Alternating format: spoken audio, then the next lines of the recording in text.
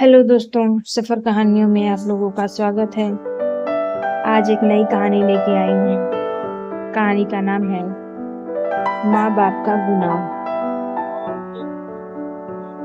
सर्दियों की सुबह थी। दिल्ली के बाहरी इलाके में स्थित सरकारी अस्पताल के एक कोने में एक नवजात शिशु को एक गंदे कपड़े में लपेटकर लावारिस छोड़ दिया गया था।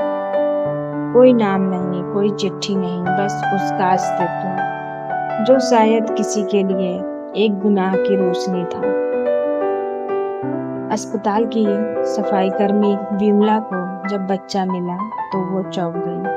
हे भगवान, कौन छोड़ गया इस मासूम को? उसने उसे गोद में उठाते हुए कहा। बच्चा ठंड में कांप रहा था और उसकी हल्की सी रुलाई किसी अनकहे अपराध की सजा जैसी लग रही थी। बच्चे का नाम अद्विक। अस्पताल प्रशासन ने पुलिस को सूचना दी। चाइल्ड वेलफेयर समिति की मदद से बच्चे को पास के बालगृह भेज दिया गया। वहां की वार्डन सरला देवी ने उसे पहली बार अपनी गोद में लिया और कहा, इसका नाम अद्विक रखती हूँ, जिसका कोई दूसरा नहीं। लेकिन अद्विक की आंखें उस दिन से सवाल करने लगी थी। माँ बाप ने मुझे क्यों छोड़ा? क्या मेरा जन्म एक गुनाह था? उधर किसी और को चैन नहीं था। शहर के एक पास इलाके में रहने वाले नील और शालिनी नाम के दंपत्ति की शादी को 6 साल हो चुके थे। समाज में प्रतिष्ठा, पैसा, शोहरत सब था। बस एक चीज की कमी थी, माँ बाप कहलाने का सुख। शालिनी एक शिक्षिका थी, बच्चों से बेहद लगाव था, लेकिन डॉक्टरों ने कह दिया था कि वह कभी माँ नहीं बन सकती। इस बात ने उसके अंदर एक गहरा खालीपन भर दिया था। वो अक्सर भगवान से लड़ती, जब ममता है तो मातृत्व क्यों नहीं? क्या ये मेरी गलती है? नील भी उसे ढांढस देता, लेकिन वो खुद भी अंदर से टूटता जा रहा था। एक दिन शालिनी को अपने स्कूल के NGO प्रोग्राम के तहत बाल गृह जाना पड़ा, वहीं जहां अद्विक पल रहा था। जैसे ही अद्विक ने शालिनी की गोद में अपना सिर टिकाया, एक अद्भुत ऊर्जा ने दोनों को जोड़ दिया। शालिनी की आंखों में आंसू थे। मैंने तुझमें कुछ देखा है बेटा, शायद अपनी अधूरी ममता। सरला देवी ने धीमे स्वर में कहा, यह वही बच्चा है जिसे अस्पताल के बाहर छोड़ दिया गया था। शालिनी की आंखें भर आई। उसे नहीं पता था कि वो जिस बच्चे से जुड़ रही है वो एक भयानक रहस्य की कड़ी बनने जा रहा है। शालिनी और नील ने अद्विक को गोद लेने की पूरी कानूनी प्रक्रिया शुरू कर दी। हर दस्तावेज, हर सवाल का जवाब वे आत्मा से देते। शालिनी हर शाम अद्विक को लोरी सुनाती तो नील उसे अपनी गोदी में घुमा घुमा कर हंसाता। अद्विक अब 3 साल का हो चुका था। शालिनी ने एक दिन उसे गोद में उठाकर कहा, तू मेरे गर्भ से नहीं पर मेरे हृदय से जन्मा है। भगवान ने तुझे मेरे लिए भेजा है। अद्विक ने सिर उठाकर पूछा, क्या भगवान माँ बाप को भेजते हैं या माँ बाप भगवान को? यह सवाल सुनकर शालिनी मुस्कुरा दी, लेकिन दिल के अंदर कहीं कुछ हिल गया। एक रात नील को पुराने डॉक्यूमेंट्स समेटते हुए बालगृह की एक कॉन्फिडेंशियल फाइल हाथ लग गई। उस पर लिखा था केस नंबर 78 अद्विक, परित्याग कार्ड। वो बस देखने लगा, लेकिन जैसे ही उसकी निगाह आखिरी पन्ने पर गई, उसके चेहरे का रंग उड़ गया। वहां लिखा था, CCTV फुटेज में दिख रहा है कि हरे रंग की साड़ी पहनी महिला ने बच्चे को सिविल अस्पताल के गेट पर छोड़ दिया। संदिग्ध मर्डर एन हाई स्कूल की शिक्षिका शालिनी और गुप्ता जैसा दिखता है। नील को यकीन नहीं हुआ। ये तो मेरी शालिनी का नाम है। नील पूरी रात सो नहीं पाया। सुबह होते ही उसने सीधा शालिनी से पूछा, तुम अद्विक को जानती थी पहले से? शालिनी ने घबरा कर पूछा, तुम ऐसा क्यों पूछ रहे हो?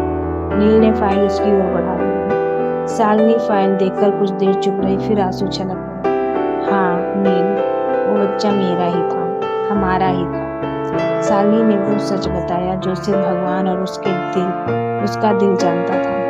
6 साल पहले, हमारी शादी से पहले, मेरे कॉलेज में एक हादसा हुआ था। एक गलती और फिर परिवार के डर से मैंने वो बच्चा छुपा लिया, तुमसे भी।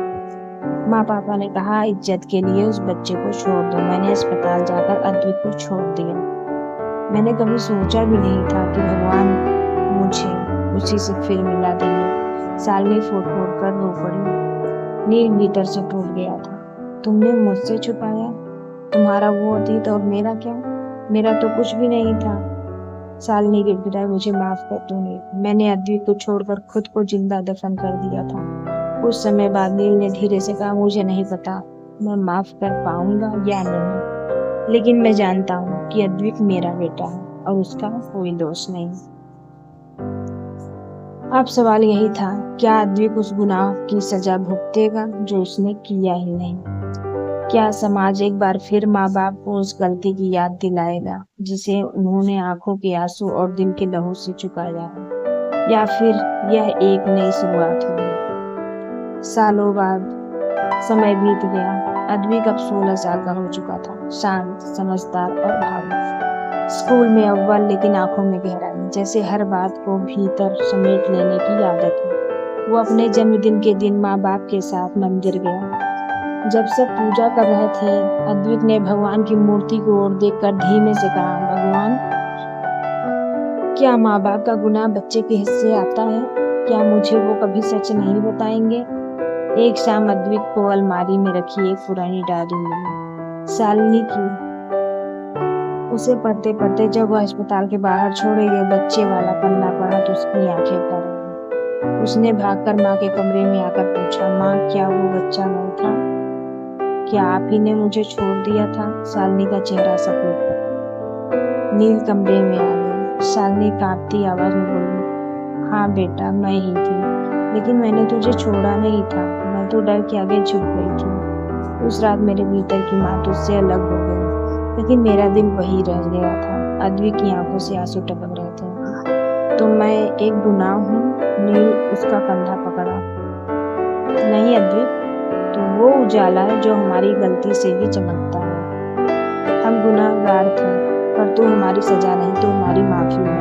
अद्वित ने अपने स्कूल की फेयरवेल पार्टी में एक स्पीच दी, जिसे बाद में हजारों लोग ऊपर देखते रहे।